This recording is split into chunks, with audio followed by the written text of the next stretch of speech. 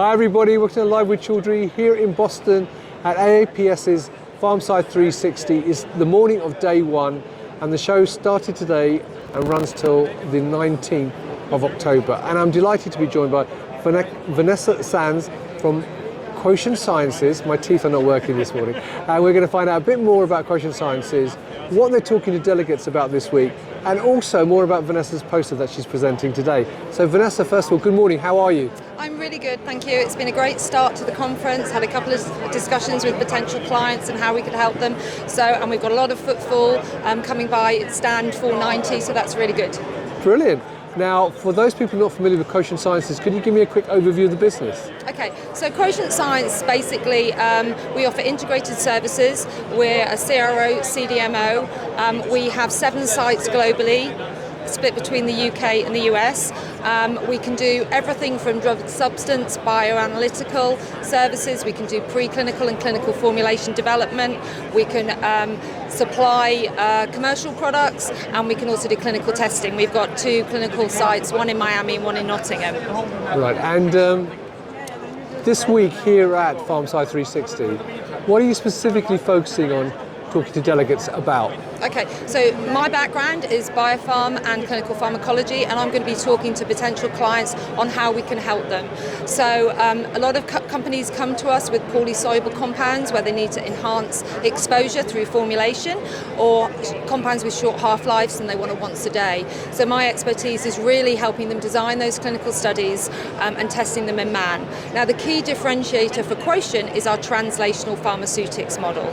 Okay, so we integrate drug substance, GMP manufacturing and clinical testing. And how can we do that? We can do that because we have co-located manufacturing and clinical testing in Nottingham, and we have CDMO facilities in Philadelphia and a clinic in Miami.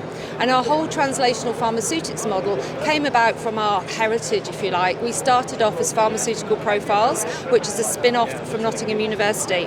And what we were doing then was we were a gamma scintigraphy company. So we were radio-labeling drug products with short half-life gamma-emitting isotopes, and we had to manufacture them to GMP. And because the half-life of the isotopes was short, we had to test them quickly. We couldn't make them to GMP, leave them for 6 months and then test them. We had to make them and test them within 24, 48 hours. So our facility is set up to make small batches of drug product to GMP with limited stability and test it in the clinic quickly. So we did a study for a client. They had an MR that wasn't performing. We gamma labeled it. We showed it was releasing in the colon and they were losing too much absorption, and that was great. They fixed the problem. A year later, this company came back to us and said, we want you to make a formulation.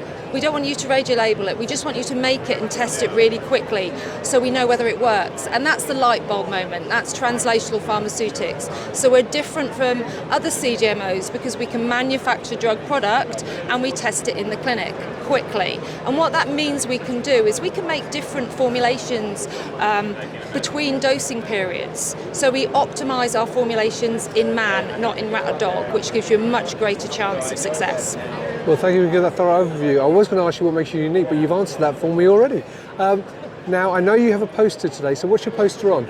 Yeah, so my poster today is about how first-in-human studies are evolving. So traditionally, first-in-human studies would be safety, tolerability, PK. Over the last 10 years, I think we've seen more PD endpoints added in. People are doing Holter monitoring to potentially allow them to do a thorough QTC biowaiver. But what we've seen in the last 5 years is formulation optimization becoming part of first-in-human.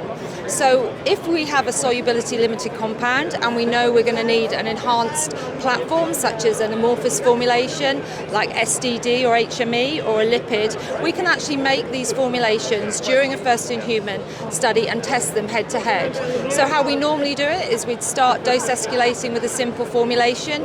We'd get to dose level 3 where we normally have a good read on PK, and then we will head-to-head test different formulation platforms. We'll then review the data, select the best formulation and continue to dose escalate. And if we're testing a suspension in parallel, we would then go and develop a solid dosage form to test in part 3 of the first-in-human and do a food effect. So it means you're exiting your first-in-human study with safety, tolerability, PK, and a formulation that's suitable for patient studies. And we're also incorporating more taste assessments in first-in-human. So if you have a drug that may have a pediatric or geriatric indication, and you may need a suspension, a solution, or a sachet formulation, the taste of that API is going to be really important. Are you going to have to taste mask? And if so, we're building taste assessments into first-in-human studies as well. Brilliant. And when is your presentation? So it's at 12:30 today. It's poster forum 11, screen 62. Brilliant. And the reason there's screens viewers is, by the way, that they're not doing the traditional posters on the board. They're all on VDU, so you can watch them. So that's brilliant, Vanessa. Thank you for giving that overview. Now, obviously, if people are here, they can come to stand number 490. 490. Fantastic. I'm glad you remember, because I forgot. Now, if people can't make it here this week, I'm sure they can meet you at other shows that are coming up. Where else can they get more information? You can go onto the Quotient Science's website. All the information is there. I know we have a couple of presentations going on, and also another poster that we're showing this conference. I don't know whether it's today, but there's another poster as well on flow chemistry. Fantastic. Well, we'll put the details of the posters and the presentations above the video views. And if you can't make it here, then the website for Quotient will be there as well. Vanessa, really was a pleasure meeting you today. Thank you for giving such a thorough overview of Quotient Sciences and the solutions that you offer. I hope you have a fantastic poster presentation today and a great show. And viewers, I hope you found that useful. If you're here, come and check out the Quotient Sciences booth, check out their posters and their talks. And if you can't make it, see them at upcoming events and also check out their website. So Vanessa, thank you once again, and viewers, thank you for watching.